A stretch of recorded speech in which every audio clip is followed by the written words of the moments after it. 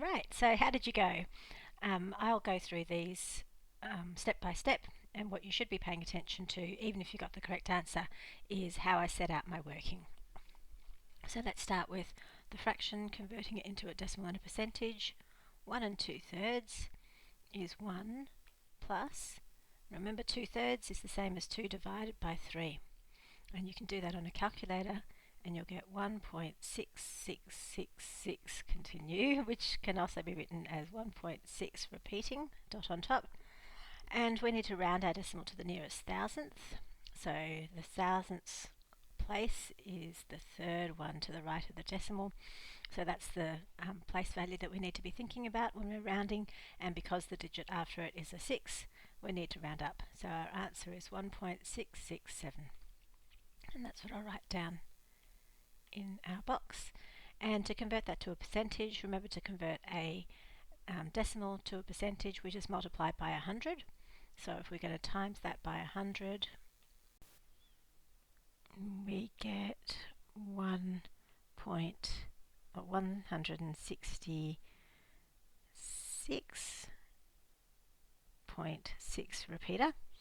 And let's just round it to, we didn't say this here, but let's round our percentages to the nearest whole percentage, just to sneak in a bit of extra rounding practice. So that's going to be 167%. Okay, moving on to the next row.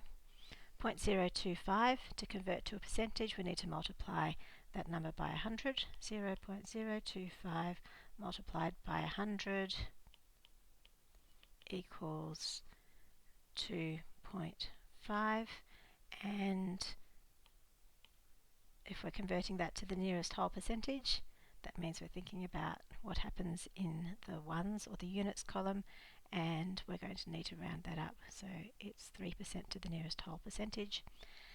And to convert that same decimal into a fraction, well, notice that the 5 is in the thousandths column. So this 5 is in the thousandths column. So what we have in this decimal is 25 thousandths. 25 thousandths, what's that? That's 25 over 1,000. Just going to write this here.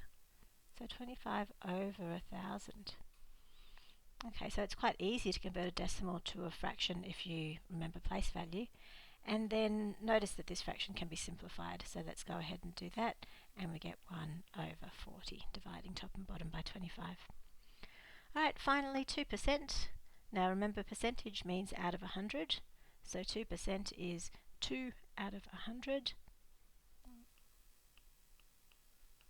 which is written like that as a decimal, and we can reduce that to 1 over 50.